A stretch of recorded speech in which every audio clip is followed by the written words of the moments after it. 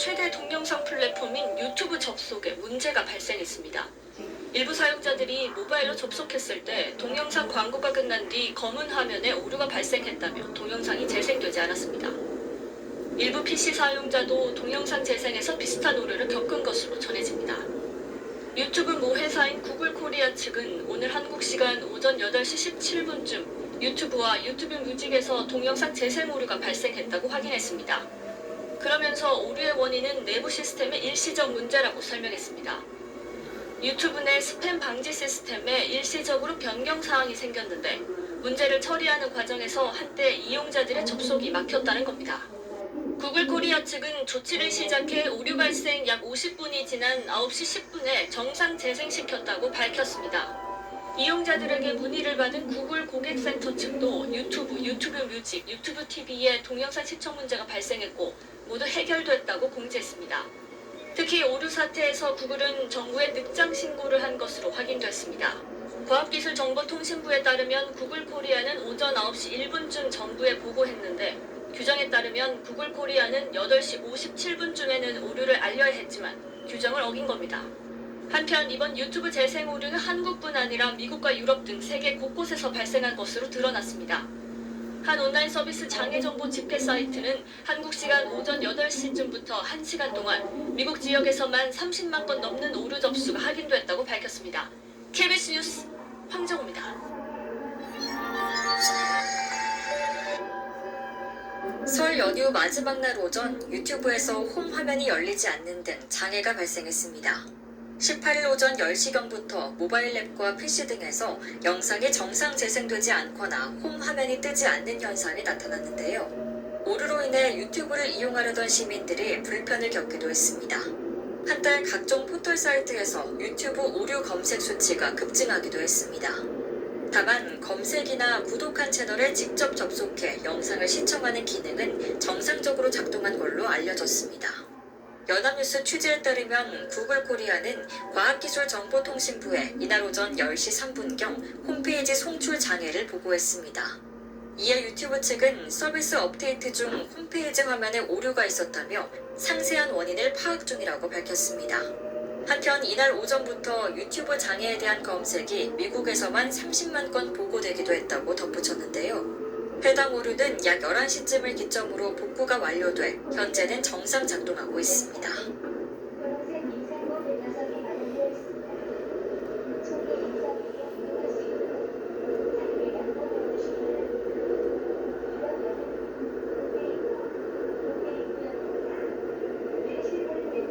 공동주택에서 이웃 사이 갈등을 자주 부르는 층간소음은 추석보다는 설 연휴에 집중되는 것으로 나타났습니다. 겨울철이라 실내에서 보내는 시간이 더 많기 때문으로 추정됩니다. 정현우 기자입니다. 층간소음은 이웃 간 갈등을 가장 흔하게 부르는 원인입니다. 범죄로 이어지기까지 하는데 지난해 12월에 40대 남성이 소음 때문에 갈등을 빚던 아파트 윗집 주민을 흉기로 살해하는 사건이 있었고, 제가 죄를 지었으니 죄는 달게 받겠습니다.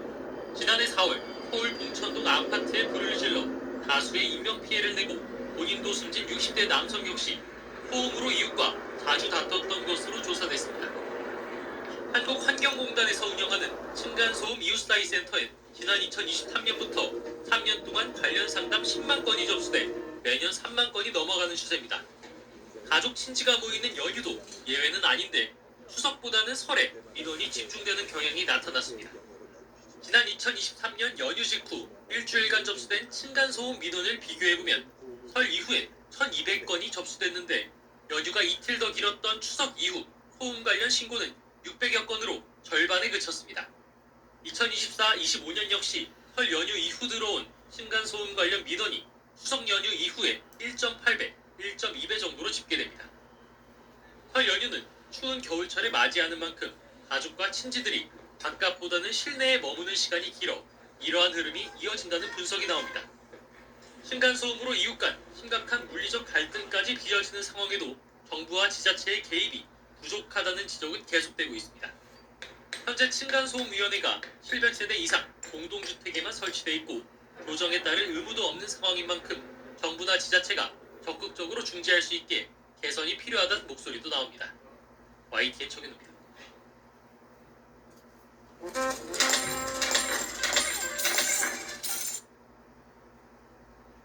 30대 남성이 아파트 엘리베이터에 타고 있던 바로 위층에 사는 일가족을 향해 흉기를 휘둘렀습니다.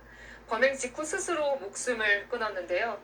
경찰은 층간소음 갈등에서 비롯된 범행일 가능성에 무게를 두고 있습니다. 오세정 기자입니다. 아파트 공동현관 앞에 순찰차들이 출동해 있고 과학수사대원들도 분주히 오갑니다.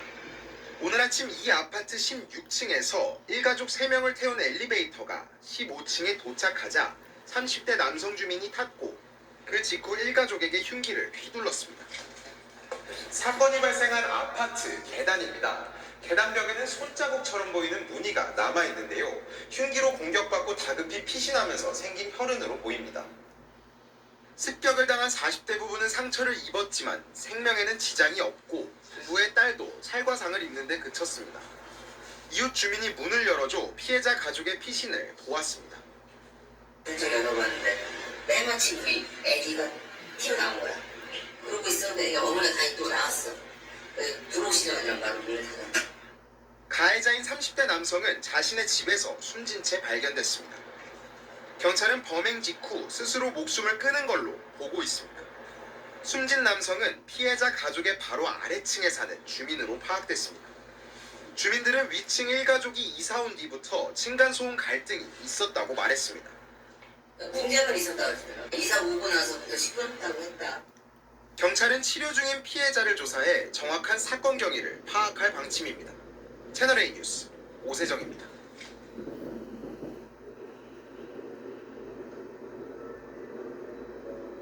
공동주택에서 이웃 사이 갈등을 자주 부르는 층간소음은 추석보다는 설 연휴에 집중되는 것으로 나타났습니다.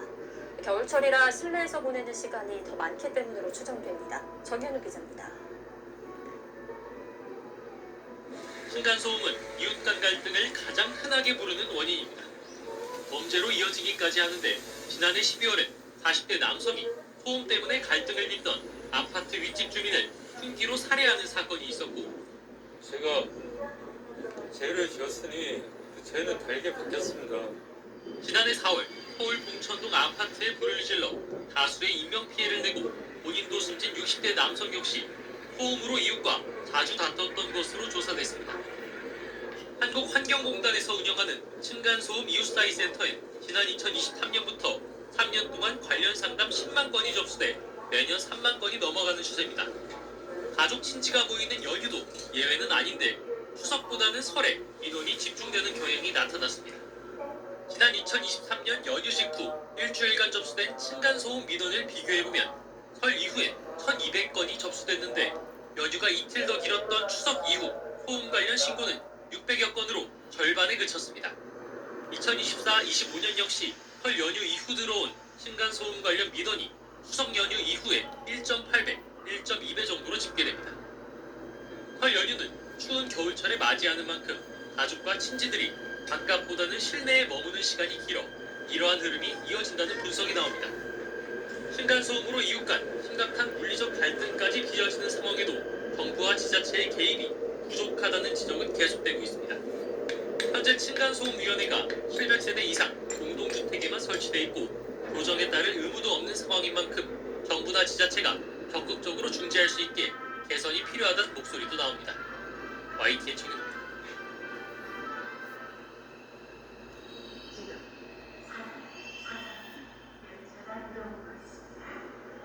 흉기를 휘둘러서 이웃 주민을 살해한 40대 남성이 경찰에 붙잡혔습니다. 층간소음 문제로 다투다 범행을 저질렀을 가능성이 제기됩니다. 서창훈 기자가 취재했습니다. 경찰차 한 대가 골목으로 들어갑니다. 잠시 뒤 과학수사대 차량도 뒤따라 진입합니다. 오늘 오전 9시 반쯤 서울 강서구 한 빌라에서 40대 남성이 같은 건물에 사는 50대 여성에게 흉기를 휘둘렀습니다. 소리가 나네. 여자가 악성 소리. 그 사람이 조용하잖아요. 그리고 이제 사고가 난 거죠. 신고를 받고 출동한 경찰은 남성을 현행범 체포했습니다. 여성은 병원으로 옮겨졌지만 결국 숨졌습니다. 머리서 가는 게 피가 많이 묻어서 갑자기 집 아줌마가 피가 떨어진 거막 흙하다가 막 쓰러내고. 경찰에 따르면 남성은 위층, 여성은 아래층에 살았던 것으로 확인됐습니다. 경찰은 남성이 층간소음 문제로 다투다 범행을 저질렀을 가능성을 살펴보고 있습니다. 범행 과정에서 손을 다친 남성이 치료를 마치는 대로 정확한 범행 동기를 조사할 계획입니다. 경찰은 또 살인 혐의로 남성에 대한 구속영장도 신청할 방침입니다. 채널A 뉴스 서창우입니다.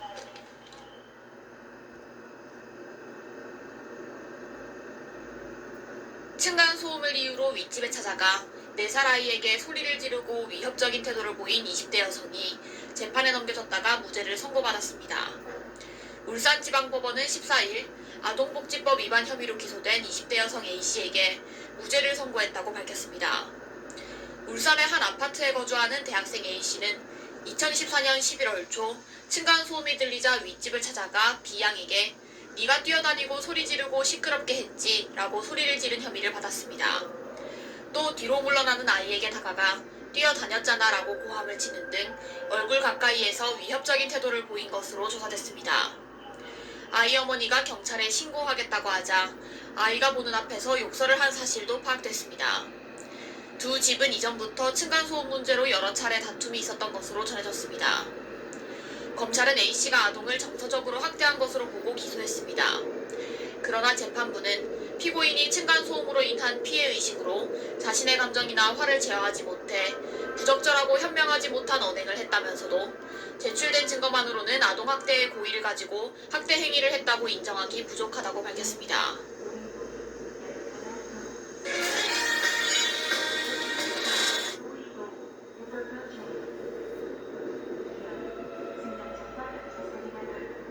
층간소음 복수를 위해 2년을 기다려왔다는 한 네티즌의 사연이 전해져 화제입니다.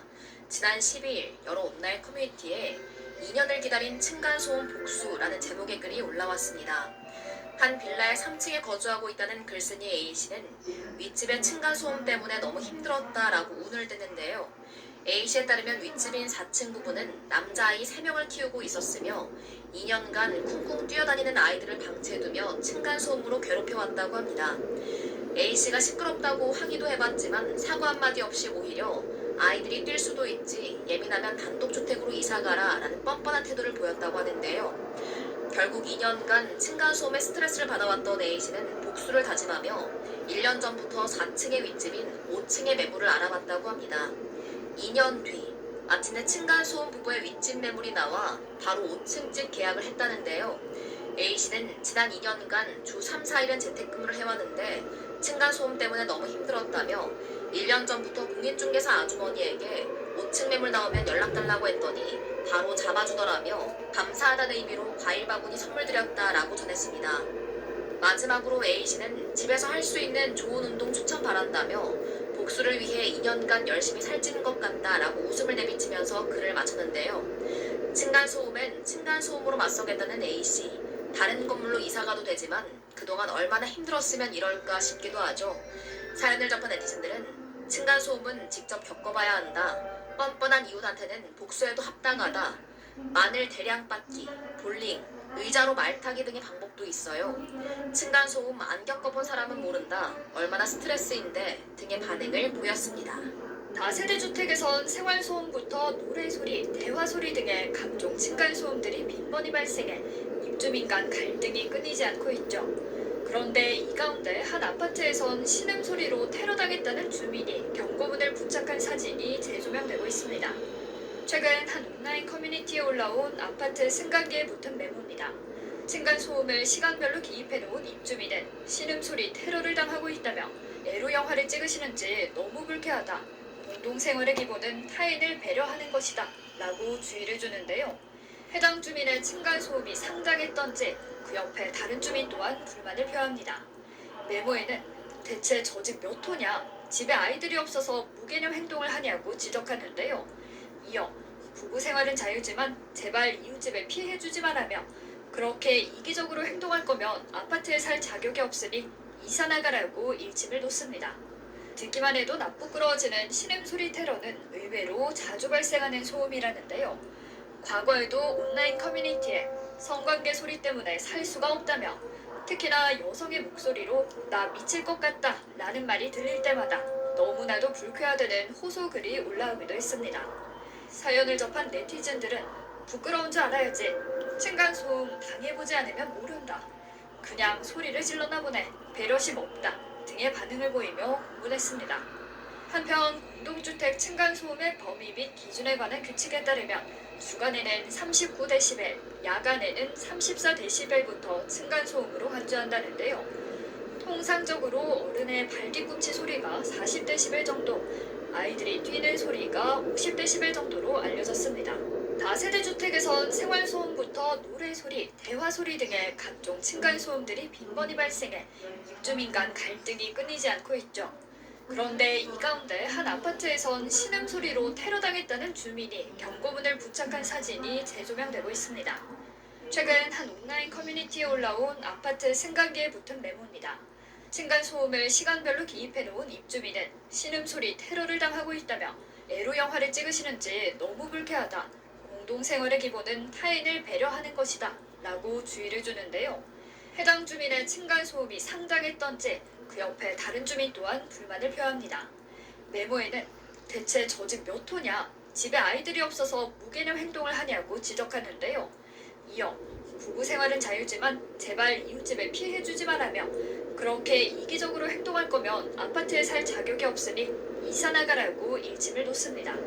듣기만 해도 나쁘끄러워지는 신음소리 테러는 의외로 자주 발생하는 소음이라는데요. 과거에도 온라인 커뮤니티에 성관계 소리 때문에 살 수가 없다며 특히나 여성의 목소리로 나 미칠 것 같다 라는 말이 들릴 때마다 너무나도 불쾌하다는 호소 글이 올라오기도 했습니다.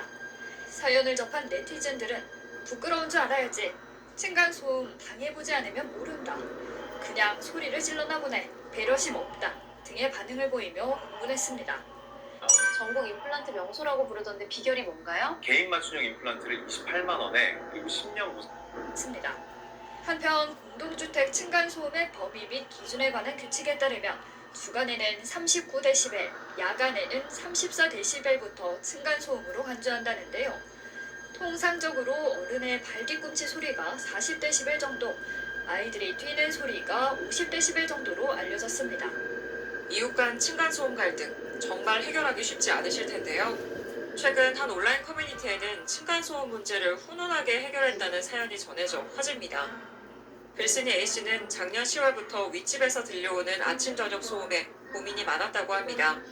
매일 같은 시간 반복되는 소음에 결국 며칠 전 경비실을 통해 윗집 주민에게 항의성 연락을 남겼다고 하는데요. 그런데 이후 A씨는 윗집 주민으로부터 한 통의 편지를 받게 됩니다.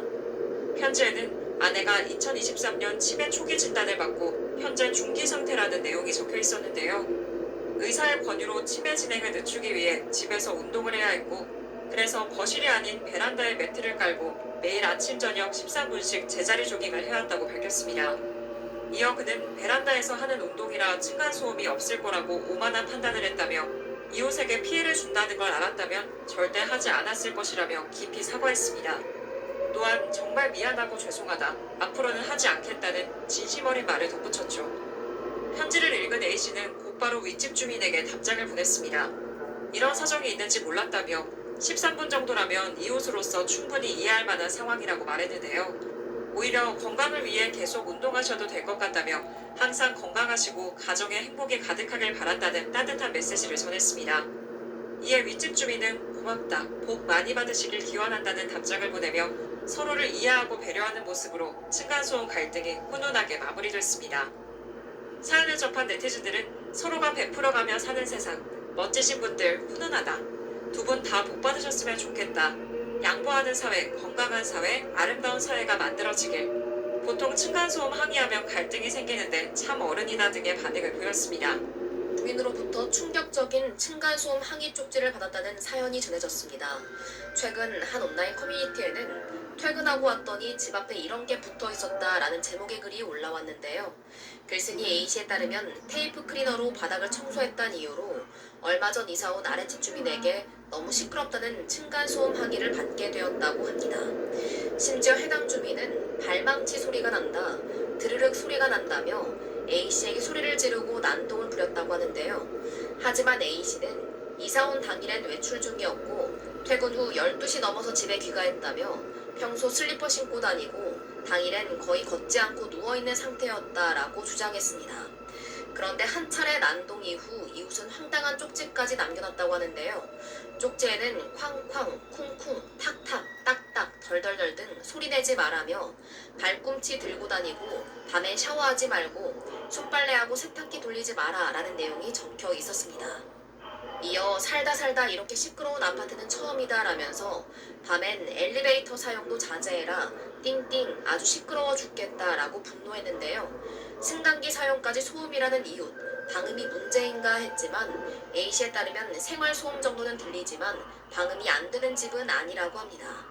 A씨는 이 정도 소음으로 항의하면 고시원에 살지 뭐하러 집에 사냐며 확인해보니 맞은편 집 앞에도 이 쪽지가 붙어 있었다.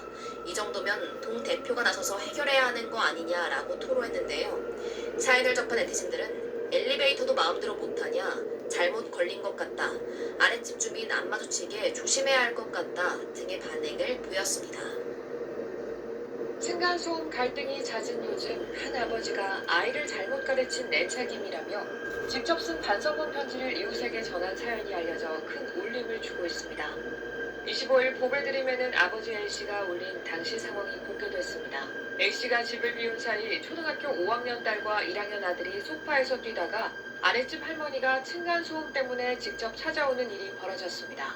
A씨는 아이들에게 연락을 받고 곧장 집으로 달려왔다고 합니다. A씨는 아이들을 가르치는 것도 중요하지만 직접 경험해야 조심하게 된다고 판단해 아이들과 함께 아래층을 찾아가기로 했습니다. 그는 죄송한 마음을 담아 음식과 함께 부모로서 관리가 부족했다는 반성문 편지도 손수 준비했습니다. 편지에는 관리 소홀로 불편을 끼쳤다. 최대한 주의시키고 가르쳤지만 가르침이 부족했다는 진심 어린 문장이 적혀 있었습니다. 편지 마지막에는 아이들이 직접 쓴 죄송합니다라는 작은 글씨도 담겼습니다. A씨의 반성문을 본 아내도 잘했네라는 쿨한 평가를 보냅니다. A씨는 아랫집 할머니께서도 아이들에게 너무 야단치지 말라며 오히려 따뜻하게 격려해 주셨다고 전했습니다. 이후 약 2년 동안 큰 문제 없이 이웃과 잘 지내고 있다고 덧붙였습니다. 네티즌들은 멋진 아빠다, 아이들에게 최고의 교육, 이런 이웃만 있다면 층간소음 갈등은 사라질 듯, 이 글이 모든 이웃의 본보기가 되길 등의 훈훈한 응원을 보냈습니다. 모텔에 온 연인들은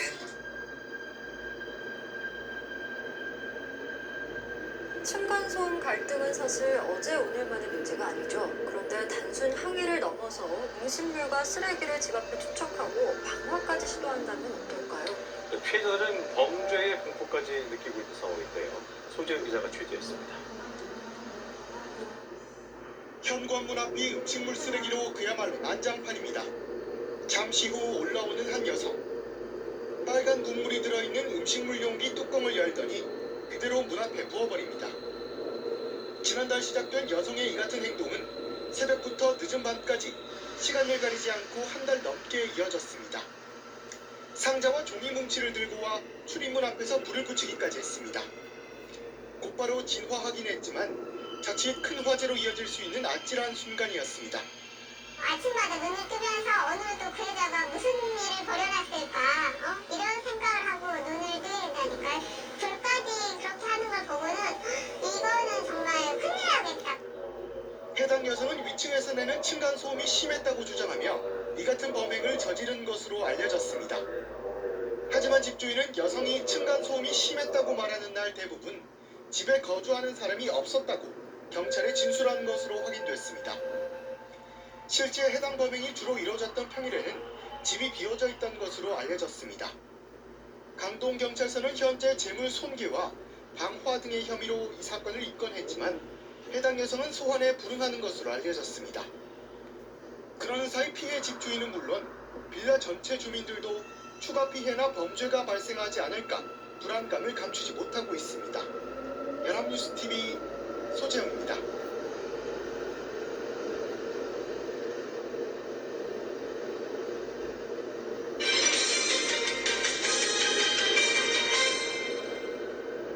설날에 가족들이 모이면 아이들이 쿵쿵거리면서 뛰어다니는 일도 많을 겁니다. 그런데요, 겨울철에는 층간 소음에 더 민감해진다고 하는군요. 신경 좀 쓰셔야겠습니다. 은주수 기자의 보도입니다. 시도 때도 없이 위층에서 들려오는 쿵쿵대는 소리. 이런 층간소음 문제는 겨울철 두드러지게 증가하는 것으로 나타났습니다. 서울시가 2014년 4월부터 접수된 층간소음 민원 2,500여 건을 분석한 결과입니다. 지난해 기준으로 보면 7월에는 민원이 51건이었지만 12월에는 109건으로 피해 요소가 배로 늘었습니다. 층간소음 권위는 뛰거나 덮는 소리가 절반 이상으로 가장 많았고 망치질과 가구 끌기, 반려동물 짖는 소리 등이 뒤를 이었습니다. 피해를 호소한 세대는 아래층이 70% 가까이를 기록해 압도적으로 많았습니다. 위층이 민원을 제기한 경우도 25% 가까이 나타났는데 우퍼, 스피커 설치 등 아래층의 보복 소음으로 고통을 겪고 있는 것으로 조사됐습니다. 서울시는 설 연휴 가족들이 모일 경우 층간소음 분쟁이 심해질 수 있다며 주의를 당부했습니다. 특히 가족 모임이 있으면 미리 이웃에게 알려 양해를 구할 것을 제안했습니다. 이와 함께 층간소음 갈등이 일어났을 때 이웃에 직접 항의하기보다는 관리사무소 등 제3자의 중재를 요청해야 한다고 서울시는 강조했습니다. KBS 뉴스 은준수입니다.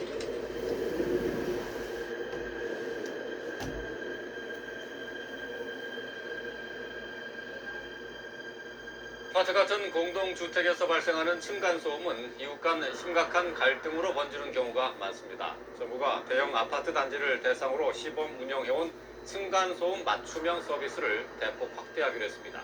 이승윤 기자입니다. 지난 7월 30대 남성이 아파트 위층에 사는 60대 노인을 흉기로 찔러 숨지게 했습니다. 이유는 층간소음으로 인한 다툼이었습니다. 명절 때 누가 놀러 오니까 시끄러웠나 봐요. 한두 번 그것들이 올라왔다 그래서 올라왔었다 그 얘기만 하더라고요. 이처럼 층간소음으로 인한 환경 분쟁 사례는 2010년 25건에서 2014년 55건으로 급증하는 추세. 이 문제가 사회 문제로 떠오르자 정부가 500가구 이상 대규모 아파트 단지를 대상으로 층간소음 맞춤형 서비스를 내년부터 130개 단지로 확대하기로 했습니다. 층간소음 맞춤형 서비스는 주민들의 층간소음 분쟁 자체 해결을 돕는 서비스입니다. 1단계로 관리실과 경비직원, 입주자 대표에게 층간소음 관리 규약을 안내하고 층간소음 관리위원회를 구성하게 합니다. 자체적 해결을 권하는 이유는 강제 기준을 마련하면 이웃 간 갈등이 깊어지고 범죄자를 양산할 우려가 높기 때문입니다. 2단계로 층간소음관리위원회, 민원 처리 절차와 소음 측정 방법을 교육합니다. 현재 층간소음의 법적 기준은 낮에는 43dB, 밤에는 38dB입니다.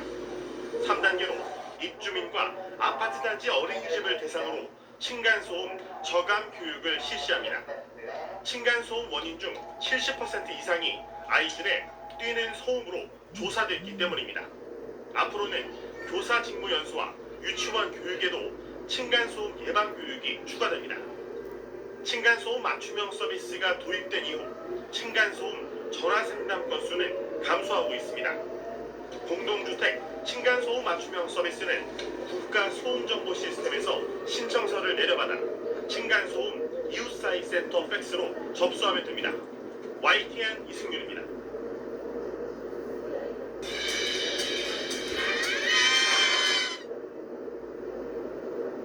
충남 천안에서 층간소음을 이유로 이웃 주민을 숨지게 한 47살 양민준의 신상 정보가 공개됐습니다.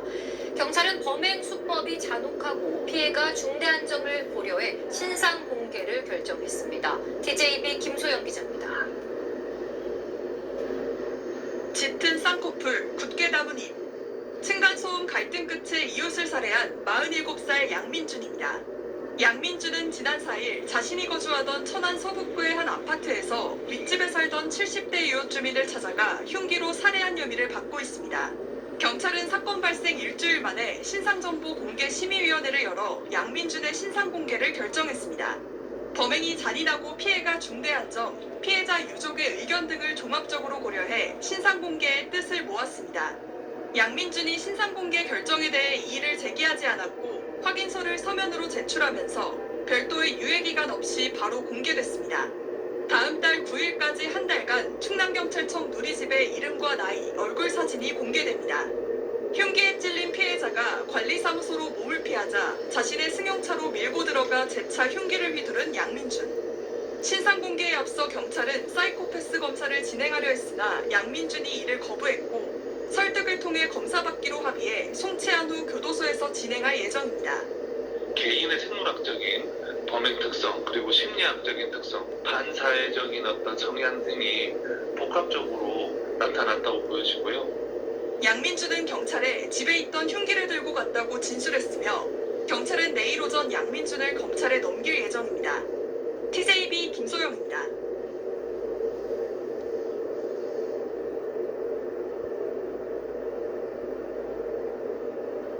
네, 명절을 맞아 모처럼 온 가족이 모이는 만큼 층간소음에 더욱 민감해질 수 있는데요. 강력 범죄로도 이어지곤 하는데 주민들끼리 해결하도록 하는 조정 절차는 사실상 유명무실하다는 목소리가 나옵니다. 건설 시공사 책임을 강화해야 한다는 주장도 꾸준히 제기되고 있습니다. 신선재 기자입니다. 아파트가 무슨 죄야? 결국 사람이 문제지. 층간소음을 다룬 스릴러 영화의 대사입니다.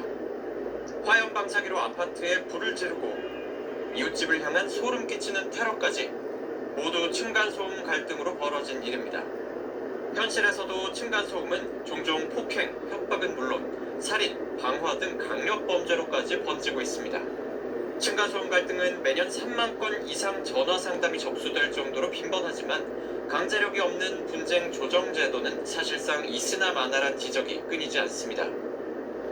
아래층에서 이런 민원이 왔으니 조심해 주십시오. 그 정도가 다고 들어가지도 않아요. 이렇다 보니 최근 10년간 정부의 층간소음 분쟁조정위원회에 신청된 건수도 환경부의 경우 1년에 고작 2건, 국토부는 1년에 20건 수준에 그칩니다. 아파트가 문제인데 애꿎은 입주민끼리 다투는 게 아니냐는 시각도 있습니다. 공동주택 건설, 시공상의 하자로 발생한 층간소음이 개인 간 갈등 문제로 축소돼선 안 된다는 겁니다. 층간소음 문제로 인한 갈등을 개인들에게 지금 다 전가하고 있다는 거 말씀드리지 않을 수가 없고 사회적으로 구조적으로 좀 해결해야 되는 문제. 신축 공동주택 층간소음을 전수조사하고 건설사 책임을 강화하는 층간소음 특별법 제정 등 제도 개선을 촉구하는 목소리가 나옵니다. 연합뉴스TV 신선재입니다.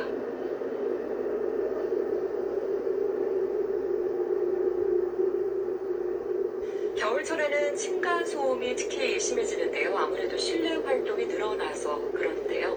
명절 때가 되면 층간소음 갈등은 더해집니다. 어느 정도인지 은준수 기자가 전해줍니다. 시도 때도 없이 위층에서 들려오는 쿵쿵대는 소리. 이런 층간소음 문제는 겨울철 두드러지게 증가하는 것으로 나타났습니다. 서울시가 2014년 4월부터 접수된 층간소음 민원 2,500여 건을 분석한 결과입니다.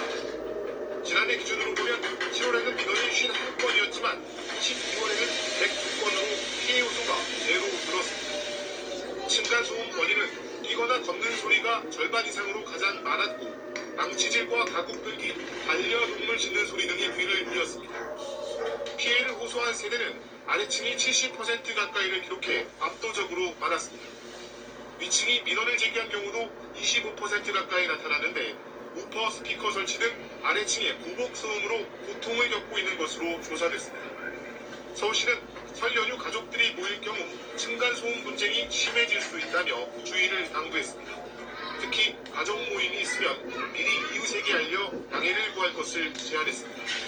이와 함께 층간소음 갈등이 일어났을 때 이웃에 직접 항의하기보다는 관리사무소 등 제3자의 중재를 요청해야 한다고 서울시는 강조했습니다. KBS 뉴스 임준수입니다.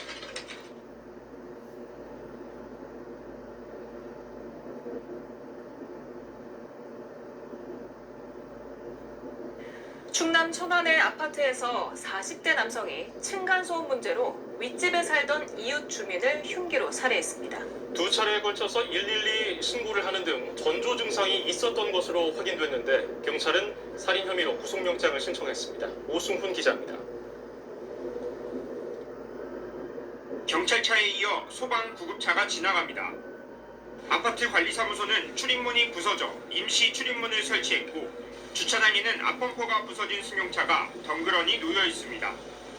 이 아파트에 사는 40대 남성 A씨가 윗집에 살던 이웃주민 B씨에게 흉기를 휘둘렀고 다친 70대 B씨는 관리사무소로 황급히 몸을 피했습니다.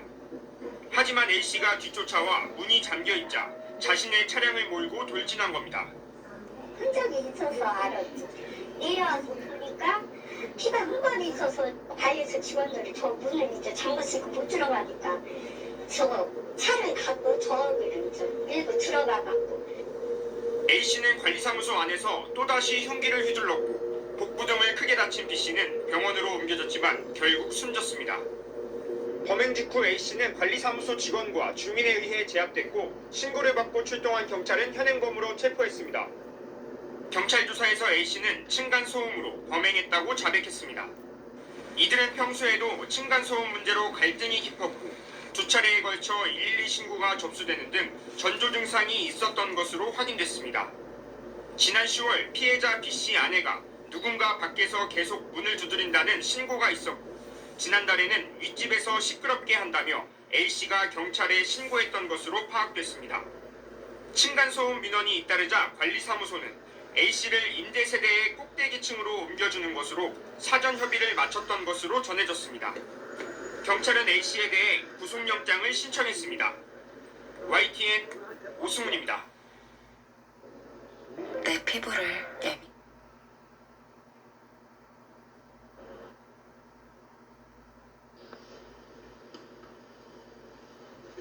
어제나 충남 천안에서 40대 남성이 이웃에게 흉기를 휘둘러서 살해한 혐의로 경찰에 체포됐습니다. 위층에서 공사하는 소리가 너무 시끄럽다는 이유로 이런 일을 저지른 걸로 조사됐습니다. TJB 김철진 기자입니다. 관리사무소 유리문이 통째로 뜯겨 산산조각 났습니다. 깨진 유리조각과 파편 사이 핏자국이 남아있습니다. 천안시 석구 쌍용동의 한 아파트 단지에서 40대 남성 A씨가 이웃을 흉기로 찔러 살해했습니다. A씨는 보일러 보수공사 소음 문제로 윗집을 찾아 70대 남성 B씨와 다투다가 주머니에 있던 흉기로 B씨를 찔렀습니다. 문대기 교체를 하다 보면 부품을 뜯어내야 돼요. 소리가 났을 거 아니야. 또 저울로 와서 옥시각신에다가 이제 칼을 뒤게 된 거지. 칼에 찔린 B씨는 공사 직원이 A씨를 저지하는 사이 아파트 관리사무소로 도망쳤습니다. 관리사무소 직원들은 문을 잠그고 쫓아오던 A씨를 막았습니다. 하지만 A씨는 자신의 차를 타고 돌진해 잠겨있는 관리사무소 문을 뚫고 들어가 다시 한번 범행을 저질렀습니다. B씨는 심정지 상태로 병원에 옮겨졌지만 결국 숨졌습니다. 이웃들은 A씨가 평소에도 층간소음 문제로 갈등을 빚어왔다고 말했습니다. 층간소음을 몇 번 얘기를 하시더라고요. 그것 때문에 전문가라고 아까. 경찰은 A씨를 현장에서 체포하는 한편 살인 등의 혐의로 구속영장을 신청할 계획입니다. TJB 김철진입니다.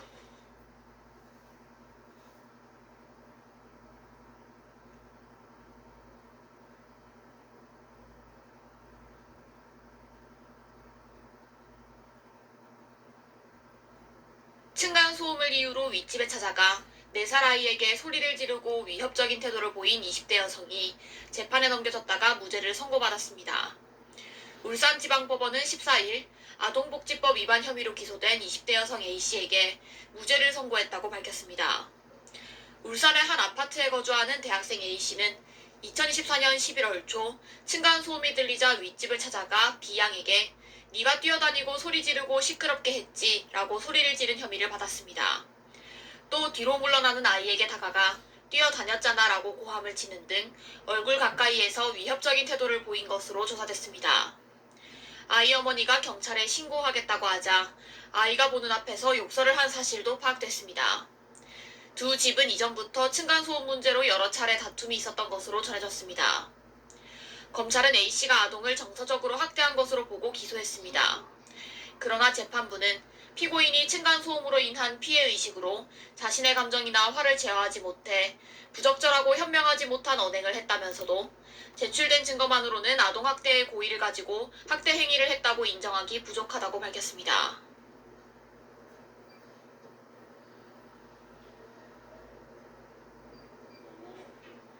한 남성이 아파트 현관문 앞을 막아선 채로 욕설을 내뱉습니다.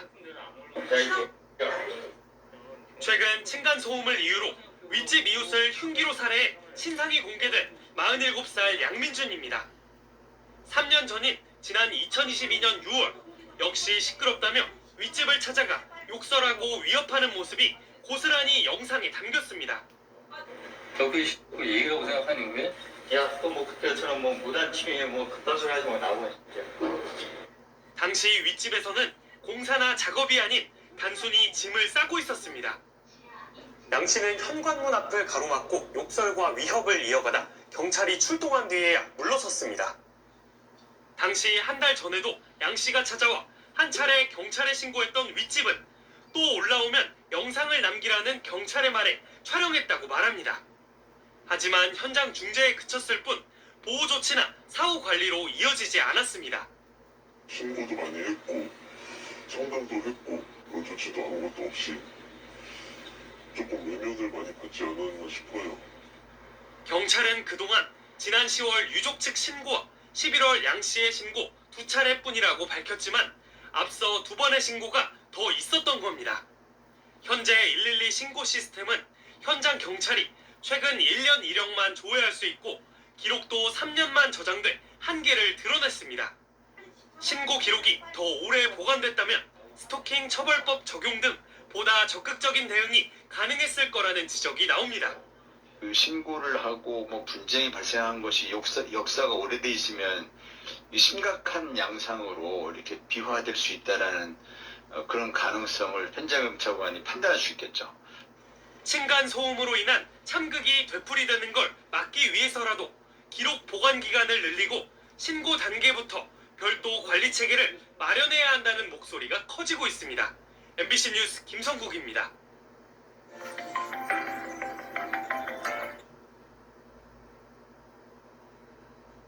층간소음으로 불만을 품은 아랫집 남성이 윗집 가족들에게 흉기를 휘둘러 2명이 숨지고 현직 경찰관이 층간소음을 이유로 흉기를 들고 이웃을 위협한 사건도 발생했습니다.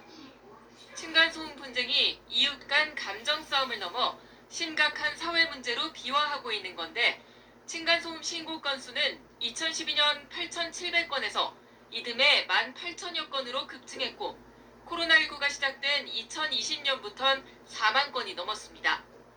정부는 이달 초 집을 지을 때 소음을 줄일 수 있게 시공하도록 하는 종합 대책을 발표한 데 이어 직접 충격 소음 기준도 실제 사람이 느끼는 정도를 반영해 대폭 강화하기로 했습니다.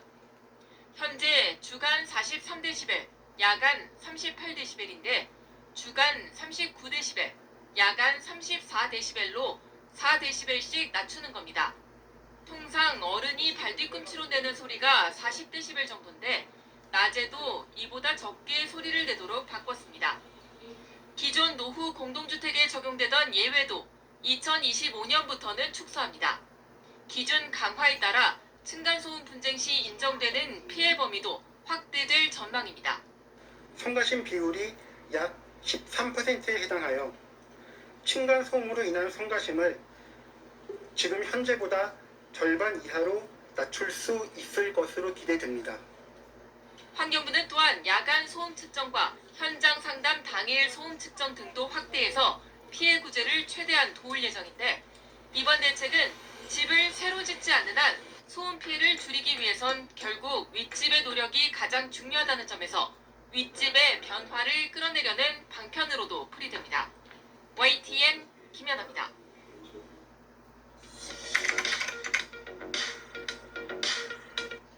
아파트 층간소음 기준이 대폭 강화됩니다. 실제 사람이 느끼는 층간소음의 불편함을 절반 이하로 낮추고 소음 피해 인정 범위도 넓어질 거란 기대인데 기존 주택에는 한계가 있기는 합니다. 김연아 기자입니다.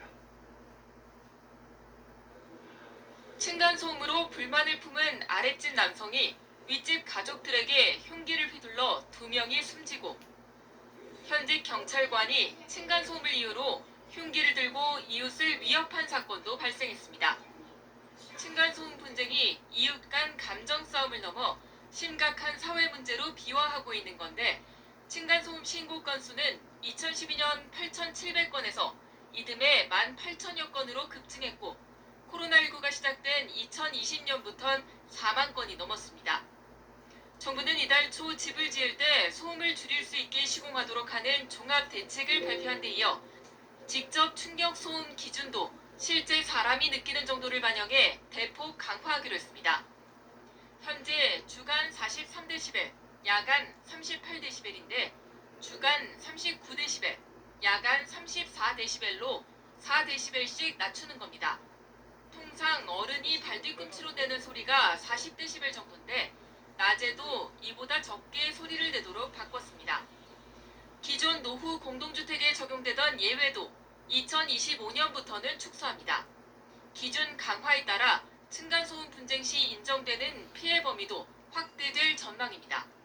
성가심 비율이 약 13%에 해당하여 층간소음으로 인한 성가심을 지금 현재보다 절반 이하로 낮출 수 있을 것으로 기대됩니다. 환경부는 또한 야간 소음 측정과 현장 상담 당일 소음 측정 등도 확대해서 피해 구제를 최대한 도울 예정인데 이번 대책은 집을 새로 짓지 않는 한 소음 피해를 줄이기 위해선 결국 윗집의 노력이 가장 중요하다는 점에서 윗집의 변화를 끌어내려는 방편으로도 풀이됩니다. YTN 김연아입니다.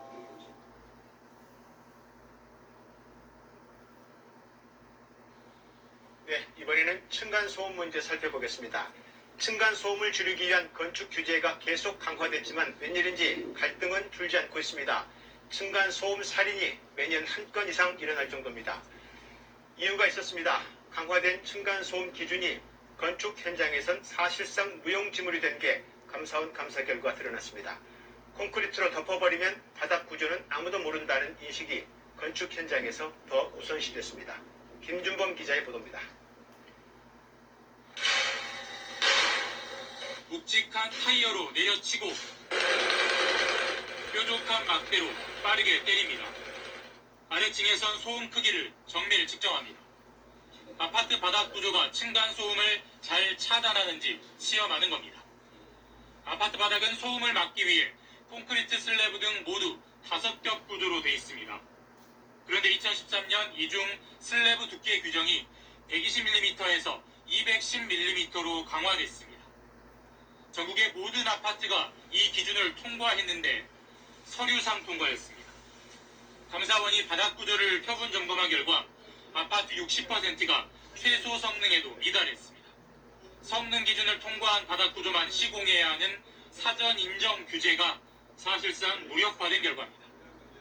사전 인정, 시공, 사업 평가 등 제도 운영 전 과정에 걸쳐 문제점이 있음을 확인하였고 시공 전에는 바닥 구조 시험체를 조작해 엉터리 사전 인정을 받고 사전 인정받은 시방서를 무시하고 부실 시공을 하고 시공 후엔 소음 측정 데이터를 조작해 성능을 만족시키는 것처럼 꾸몄습니다. 감사원 관계자는 콘크리트로 덮어버리면 바닥 내부는 아무도 모른다는 인식이 현장에 팽배했다고 밝혔습니다. 국토부의 무책임도 확인됐습니다. 이번 감사에서 드러난 문제는 주무부처인 국토교통부도 2017년 현장 조사 등을 통해 대부분 확인했다. 그런데도 지금껏 손을 놓고 있었다고 감사원은 지적했습니다. KBS 뉴스 김준범입니다.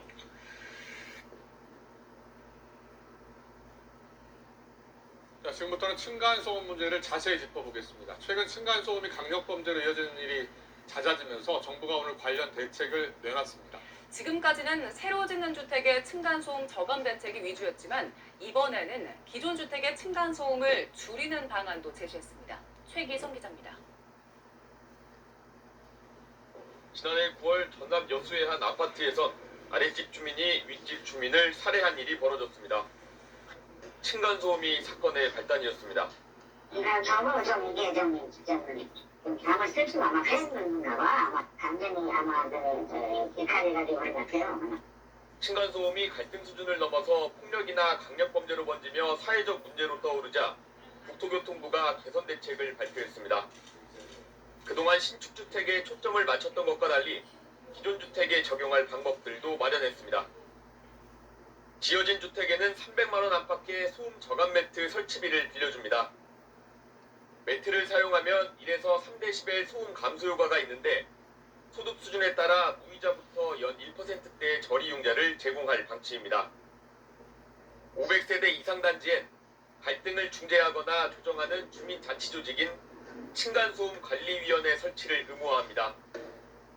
또 현재 국토부와 환경부 등으로 흩어져 있는 민원상담과 분쟁 조정 기능을 조정해 국민 접근성을 높일 방안도 마련하기로 했습니다. 이제 아무래도 제도 개선이라는 게 새로 지어지는 집들에 계속 이제 적용이 되는데 일반적으로 그러다 보면 이제 기초주택은 계속 남아있게 되죠. 기초주택에 대한 부분도 보강이 필요하다. 그런 내용이 포함되어 있는 거죠. 지어질 주택에는 해당 주택 입주민에게 사후 확인한 성능검사 결과를 개별 통지하도록 의무화합니다. 또 바닥구조 시공 뒤 한 번 제출하는 시공 확인서를 단계별로 3번 이상 제출하도록 규정해 품질 점검을 강화합니다. 사후 확인 결과가 우수한 기업에는 분양보증 수수료를 최대 30% 깎아주는 등 보상을 줍니다. 바닥 두께를 기준보다 두껍게 보강하면 분양가 가산을 허용하고 높이 제한도 완화하는 방안을 추진합니다. 건설업계는 취지에는 동감한다면서도 부담스럽다는 반응입니다.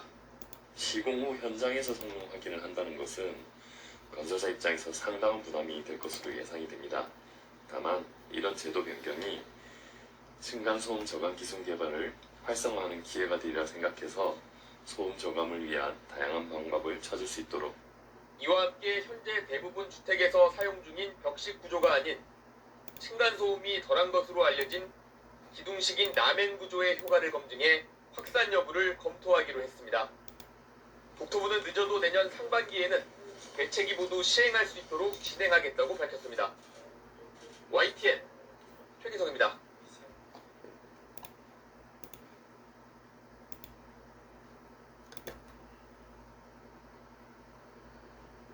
올리브영 만큼 배로한 곳에 등장. 올리브 배로.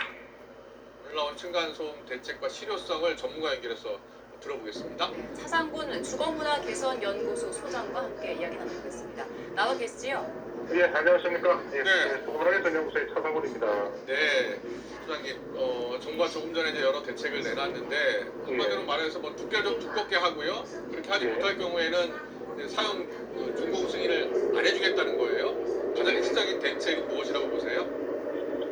지금 아까 이제 그 국토부에서 말씀하신 대로 크게 대책이 한 3가지 정도로 이제 앞지게 됩니다.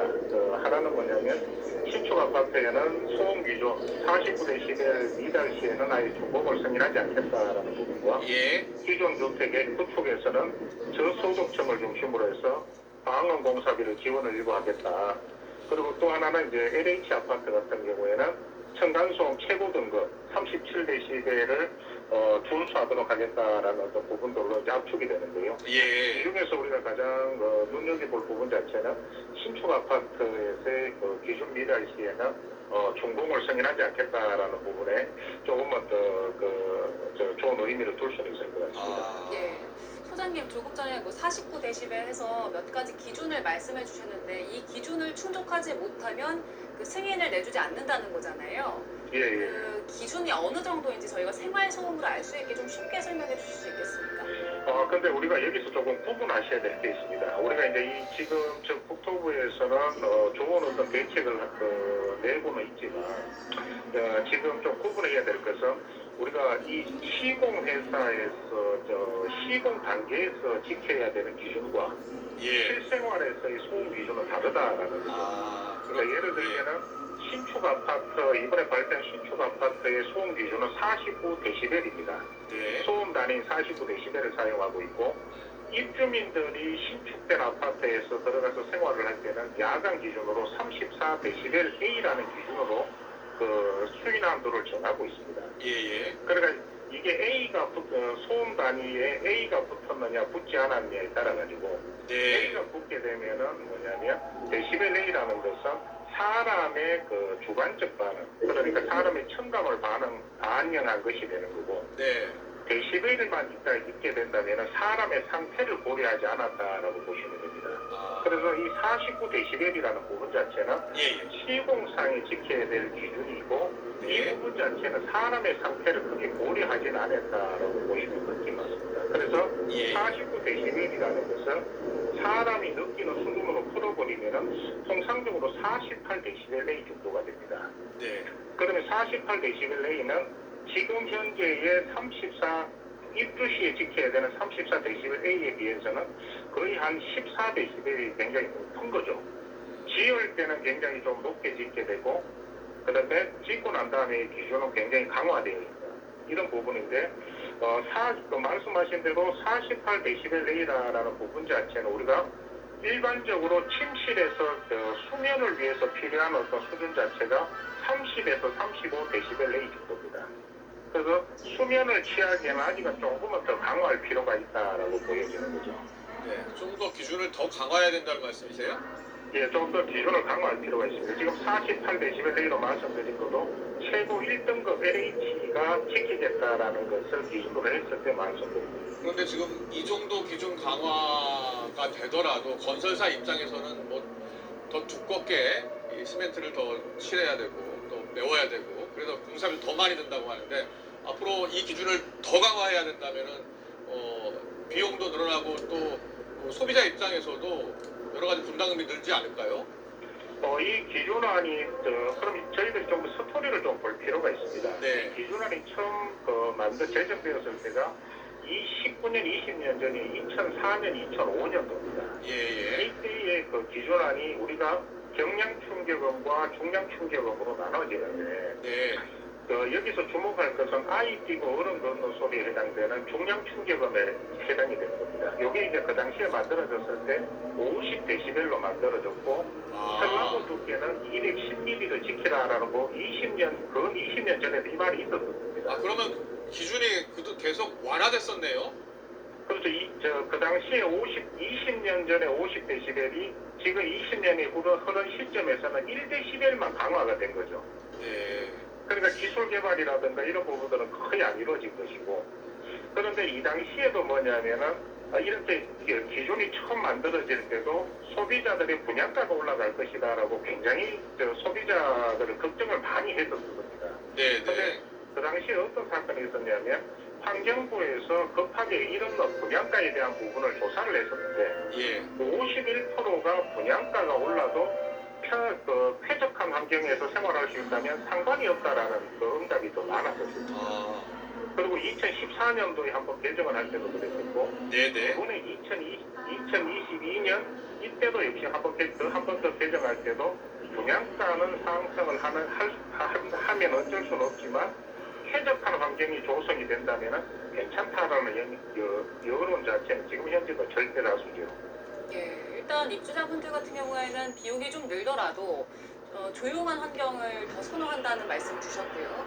그리고 기존 주택의 경우에는 그 바닥을 좀 보강하는 공사를 할 경우에 지원을 늘리겠다라고 밝혔는데 집주인들이 부담을 떠안고 공사에 나설 가능성이 어느 정도나 된다고 보십니까? 실효성이 얼마나 될까요? 지금 이제 크게 나오는 대책 중에 하나가 이제 매트 시공을 지원하겠다라든가 아니면은 이제 그 석고보드라든가 이런 부분들 일부 지원하겠다라는 어떤 부분입니다. 그런데 이런 부분들이 우리가 아이 뛰고 어른 걷는 소리가 해마다 민원이 70% 이상을 항상 가장 큰 문제가 되고 있습니다. 그런데 아이 뛰고 어른 걷는 소리에는 매트라든가 이 어떤 일부 어떤 석고보드 시공으로 조금 잡기가 쉽지가 않다라는 부분이 좀 있습니다. 그래서 이런 부분들에 대해서 뭐 좀 더 보강은 있어야 되겠지만은 아직은 실효성 면에서는 조금 약하지 않나라고 보입니다.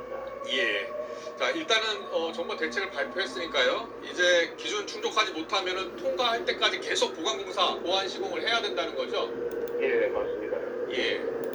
그래서 그런 부분들 자체에서는 어느 정도 시공회사가 기술 개발이라든가 경각심을 갖고 이런 어떤 부분들 자체에 그 접근하고 있다는 것이 굉장히 긍정적인 부분이고요. 예. 그리고 또 한 부분 자체는 명확한 어떤 사후 확인제라든가 이런 어떤 준공 불성인의 불허에 대한 부분들이 가이드라인이 나왔기 때문에 입주민 입장에서는 여기에 대한 피해 보상책이라든가 이런 부분들에 대해서는 굉장히 한결 더 수월하게 접근할 수 있을 것 같습니다. 그렇군요. 예. 소장님 이번에 내놓은 대책들 쭉 보시면서 좀 이 부분은 보완을 해야 한다, 아쉽다라는 부분 혹시 있으십니까? 첫 번째는 뭐냐면 지금까지 나온 대책은 전부 소비자 입장에서 바라보기보다는 시공회사와 정부 관리 입장에서 바라본 대책들이 좀 많았습니다. 네. 그런데 이렇게 이제 소비자 입장에서 한 걸음 다가왔다라는 부분 자체는 굉장히 좀 긍정적이고요. 그리고 이제 구축 아파트는 이렇게 어떤 방언 공사비 지원도 참 좋은 어떤 방향이지만 그보다 더 중요한 것은 층간소음 관리위원회라는 어떤 자체 조직을 구성을 해서 접근할 수 있도록 하는 것이 더 효율적이다라는 겁니다. 그래서 일반적으로 층간소음 관리위원회를 구성을 해서 접근한 아파트가 민원 자체가 통상 60에서 70% 저감된다라는 보고서들은 굉장히 많이 나와 있습니다. 네. 그래서 이런 어떤 부분들을 좀 더 활성화시킬 필요가 있지 않나 보입니다. 네, 그리고요 전문가시니까 이 바닥 두껍게 하는 대책 이 문제가 실제로 층간소음 문제 해소하는데 큰 도움이 될 거라고 보세요? 지금 현재 국내의 어떤 기술 수준이라든가 이런 어떤 부분들을 봤을 때 네. 중량 충격음인 아이 뛰고 어른 걷는 소리를 저감시키는 유일한 방법은 슬라브 두께를 두껍게 하는 방법밖에 없습니다. 그 이외의 허범죄라든가 이런 부분들로는 현재 민원의 70% 이상이 발생되고 있는 부분을 저감하는 것은 어려운 게 아니라 불가능하다라고 보시면 됩니다. 공사비는 얼마나 더 불어날까요? 통상적으로 20년 전에 이 기준안이 처음 만들어졌을 때 가구당 500만 원 정도가 증가한다라는 어떤 기준이 있었고요. 예. 지금 현재는 세월이 오는 시점에서는 2,500만 원 전후로 좀 증가하지 않을까 이렇게는 좀 보여집니다. 분양가가 2,500만 원 정도 증가할 것으로 보시는 거군요. 예. 알겠습니다. 마지막으로 해외 경우에 층간소음과 관련해서 좀 특별한 대책 우리가 좀 이용했으면 좋을 만한 대책이 어떤 게 있을까요? 해외 같은 경우는 가장 앞서서 하고 있는 곳이 이제 독일과 미국 쪽이 이제 이 층간소음 부분에서 굉장히 앞서 있습니다. 그런데 이쪽 나라에서는 주로 이제 민법성을 좀 가다리 하고 있습니다. 예를 들면 독일 같은 경우는 세 차례 경고 후에 그래도 독일 경우에는 630만 원 벌금을 처벌한다든가 미국 같은 경우에는 뉴욕 같은 경우에 미국 뉴욕은 세 차례 경고에도 자가집이라도 폐거 명령을 시킬 수 있는 이런 어떤 민법성이 또 강하게 있긴 있습니다. 그런데 이 부분 자체를 아직 국내의 경우에 적용하기에는 아직은 조금 이런 감은 있지 않나 보입니다. 네, 알겠습니다. 우리 차상권 주거문화개선연구소 소장님 말씀 잘 들었습니다. 좀 더 기준을 더 강화할 필요도 있을 것 같고요. 후속 대책을 더 마련해야 될 것 같습니다. 오늘 말씀 잘 들었습니다. 고맙습니다. 예, 감사합니다.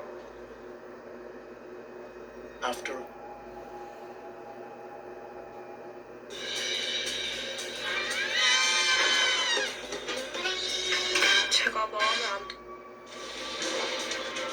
긴 추석 연휴를 마치고 일상으로 돌아오는 아침 의정부에서 충격적인 사건 하나가 발생했습니다. 정확히는 7시 20분 의정부의 한 아파트로 가보겠습니다. 한 아파트 엘리베이터에서 아래층 주민이 위층 일가족에게 흉기를 휘두르고 스스로 목숨을 끊은 사건 하나가 발생한 겁니다. 이 사건은 승강기 안에서, 엘리베이터 안에서 발생했어요? 그렇습니다. 이 가족이 위층에 사는 가족이 딸 수련 때문에 엘리베이터를 타고 내려가는 나르층에서 갑자기 문이 열렸는데 열리자마자 30대 남성이 갑자기 흉기를 휘둘렀던 거예요. 근데 난리가 난 거죠. 그러다 보니까 이제 소리치는 원상에서 그 비상벨트를 누르고 아래층에 내려가니까 그 중간층에서 내렸던 소리 듣는 분이 딸하고 그 아내를 자기 집으로 피신시킨 다음에 119로 신고한 건데 남편을 아래층으로 도주한 것 같아요. 그러면 범인이 문을 닫았는데도 불구하고 손잡이를 들었다고 합니다. 그런 상황에서 119 출동하고 하니까 이 남성이 집으로 도망갔는데 나중에 본인이 어찌됐든 숨진 채로 발견이 됐어요. 그런데 경찰에서 좀 수사 중인 거긴 하지만은 어떤 내용으로 그랬을까라고 추정이 되는데 아마 층간소음 때문에 그럴 거 아니냐는 추정을 하고 있는데 정확한 내용은 조사를 해야 알 것 같지만은 아니 아침에 출근하는데 갑자기 엘리베이터를 열리면서 저렇게 흉기로 휘두르게 되면은 얼마나 놀랍고 무섭겠습니까? 다행히 일가족은 사실은 생명에는 지장이 없는 걸 봐서는 그나마 불행 중 다행으로 생각은 듭니다. 이 범행이요. 이제 이 일가족이 엘리베이터 누르고 이제 내려가려고 이제 쭉 내려가는데 갑자기 아래층에서 멈췄고 갑자기 아래층 사람이 탑승하면서부터 범행이 시작됐어요. 이 남편 사이에 몸싸움이 벌어졌고요. 아내와 딸은 비상 호출 버튼을 눌러서 엘리베이터가 중간층에 멈춰서 문을 열리니까 먼저 내려서 도망을 갔습니다. 아내와 딸을 집 안으로 숨겨진 뒤에 이제 다른 주민이 119 신고했는데 김배 팀장님 만약에 비상호출벨 눌러서 급하게 내려서 이제 다른 층에서 도망을 갔는데 그 주민이 재빠르게 집 안으로 들이지 않았으면 더 큰 불상사가 발생할 뻔했어요. 그렇습니다. 만약 그 주민이 참 위인인데요. 그분이 자기 집으로 피신을 시키지 않았다고 한다면 더 큰 불상사가 나고 생명까지도 위험할 수 있는 것이고 당시에 또 엘리베이터에서 남편분이 대항을 했지 않습니까?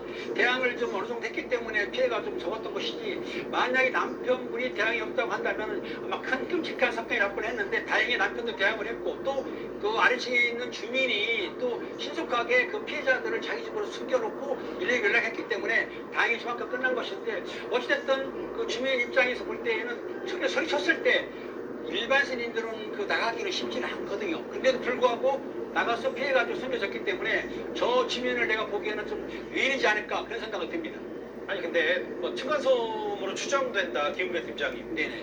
뭐 윗집이 뭐 쿵쾅대니까 뭐 그랬다라는 추정은 하는데 진짜 층간소음 때문에 이렇게 범행을 저지르고 흉기 난동을 하고 스스로 목숨을 끊었다. 좀 더 알아봐야 되는 거 아닙니까? 이걸 이제 경찰에서 조사를 해야 되는데 일반적으로 아래층하고 문제는 층간소음 문제가 많기 때문에 언론 보도 보다시피 층간소음 때문에 살인사건도 났고 또 싸움이 많거든요. 저 두 사람 관계는 잘 모르겠지만 일반적으로 볼 때에 어떤 내용이 뭐 다툼이 없다고 한다면 주로 층간 문제가 많이 벌어지고 있습니다. 그런데 층간 문제를 해가지고 흉기를 휘두르고 본인이 자해해서 자살을 할 수는 좀 모르겠지만은 사망했다는 사건에 대해서는 일단 경찰에서는 철저한 수사를 해야 되는 걸 맞는데 일단 우리가 추정하기에는 다른 사건보다는 혹시 층간소음 문제로 계속된 그 다툼이 있지 않았나. 요거는 이제 주변 수사한다든지 피해자 상대로 조사하면은 어느 정도 범행의 내용이 나올 것 같습니다. 아니 엘리베이터가 내려가는 와중에 갑자기 누가 눌러서 밑에 층에서 탔고 근데 갑자기 흉기를 휘두르면 글쎄요 상상도 할 수 없는 오늘 의정부 한 아파트의 흉기 난동 사고 얘기 제가 준비한 9위였습니다.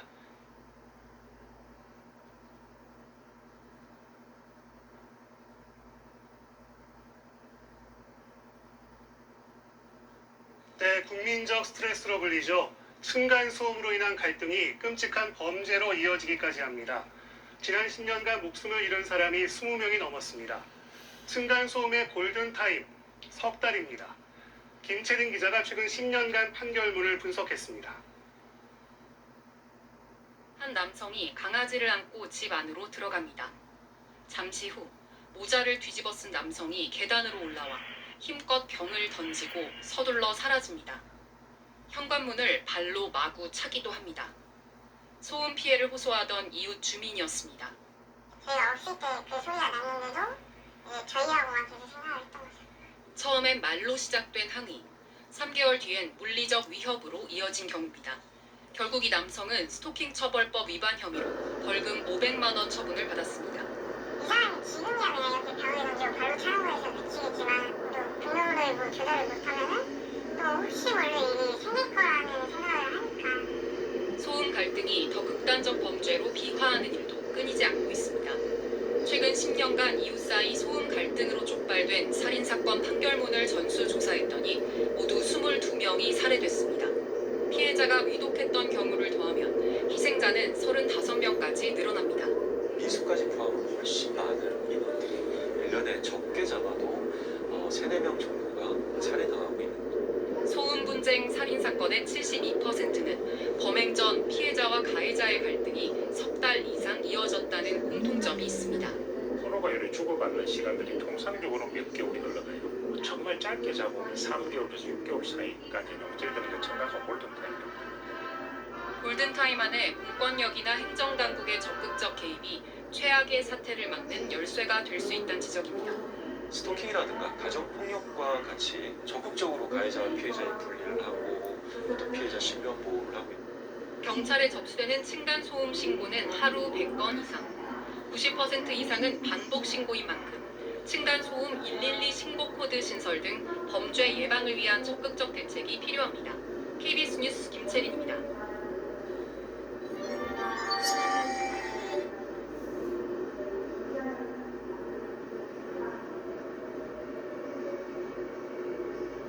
(40대) 남성이 아파트 윗집 주민을 흉기로 살해했습니다. 첫 공격을 받은 피해자가 집에서 관리사무소로 몸을 피하자 자동차로 사무실을 부수고 들어가 또다시 공격했습니다. 발단은 소음이었습니다. 백상현 기자가 보도합니다. 아파트 관리사무소 출입문 유리가 산산이 부서졌습니다. 경찰 통제선 너머에선 파편을 치우는 작업이 한창입니다. 오늘 오후 2시 반쯤 이 아파트 4층에 사는 40대 남성이 윗집에 찾아가 흉기를 휘둘렀습니다. 흉기에 부상을 입은 70대 남성은 계단으로 도망쳐 관리사무소로 몸을 피했습니다. 그런데 아랫집 남성이 뒤쫓아갔고 관리사무소 문이 잠겨있자 자신의 차를 몰고 그대로 돌진했습니다.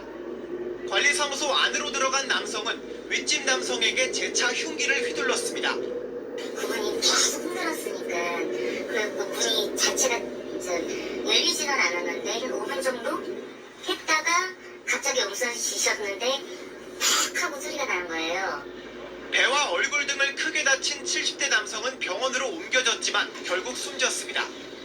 이 아파트 관리사무소 안에서 흉기를 휘두른 가해자는 이 안에 있던 직원과 또 주민에 의해 제압됐습니다. 신고를 받고 출동한 경찰은 가해 남성을 현행범으로 체포하고 흉기를 압수했습니다. 사건의 발단은 층간소음이었습니다. 당시 윗집에선 난방 분배기 수리공사 중이었는데 공사 소음을 참지 못한 아랫집 남성이 격분해 범행을 저지른 것으로 경찰은 보고 있습니다. 이들은 평소에도 층간소음으로 갈등을 겪어온 것으로 전해졌습니다. 경찰은 살인 혐의로 가해 남성에 대해 구속영장을 신청할 방침입니다. KBS 뉴스 백상현입니다. 천안의 한 아파트에서 층간소음이 원인으로 추정되는 살인사건이 발생해 70대 주민이 숨졌습니다. 추운 겨울날 보일러를 고치는 공사소음에 화를 참지 못하고 윗집을 찾아가 범행을 저지른 것으로 보입니다. 이현경 기자입니다. 아파트 관리사무소 출입문 유리가 산산이 부서져 있습니다. 출입 통제선 너머에선 잔해를 치우는 작업이 한창입니다. 오늘 오후 2시 반쯤 이 아파트 5층에 살고 있는 70대 남성이 피를 흘리며 관리사무소 안으로 들어왔습니다. 아래층에 사는 40대 A씨가 휘두른 흉기를 피해 관리사무소까지 피신한 겁니다. A씨는 차량으로 관리사무소 출입문을 부순 뒤 들어가 범행을 이어갔습니다. 그분이 계속 흔들었으니까 그 문이 자체가 열리지는 않았는데 휘어졌다고 그래야 되죠. 그 상태에서 계속 한 5분 정도 했다가 갑자기 웃어주셨는데 팍 하고 소리가 나는 거예요. 70대 주민은 관리사무소 직원의 신고를 받고 출동한 소방에 의해 병원으로 옮겨졌지만 결국 숨졌습니다. 현장에서 A씨를 현행범 체포한 경찰은 A씨가 층간소음 때문에 범행을 저지른 것으로 보고 있습니다. 사고 당일 70대 피해자가 난방 분배기를 수리하는 공사를 진행하자 A씨가 소음에 격분해 윗집을 찾아 올라가 범행을 저질렀다는 게 경찰의 설명입니다. 경찰은 A씨를 상대로 이 같은 진술을 확보하고 조사를 마치는 대로 살인 혐의로 구속영장을 신청할 방침입니다. KBS 뉴스 이연정입니다. 경기 의정부시의 한 아파트에서 30대 남성이 위층에 사는 가족들에게 흉기를 휘둘렀습니다. 가해자는 자택에서 숨진 채 발견됐는데 경찰은 층간소음 갈등이 있었는지 등을 살펴보고 있습니다. 배지한 기자입니다. 아파트 1층에 멈춰있는 엘리베이터. 내부엔 미처 지우지 못한 혈흔이 보입니다. 어제 오전 7시 반쯤 이 엘리베이터 안에서 아파트 15층에 사는 30대 남성이 흉기를 휘둘렀습니다. 피해자는 바로 위층에 살던 일가족 40대 부부와 초등학생 딸이었습니다. 대기하면서 사고가 났으니 집에 대기하고 있고 나가지 말고. 학교 수련회에 딸을 바래다 주던 부부는 중상을 입었는데 생명에 지장은 없는 거로 파악됐습니다. 경찰 조사 결과 피해자 가족이 16층에서 먼저 엘리베이터를 탔고 바로 아래층에서 남성이 탑승해 흉기를 휘두른 거로 파악됐습니다. 엘리베이터 문은 7층에서 열렸고 가족들은 가까스로 도망쳤습니다. 이후 이웃 주민이 피해자를 자신의 집으로 피신시킨 뒤 경찰에 신고했습니다.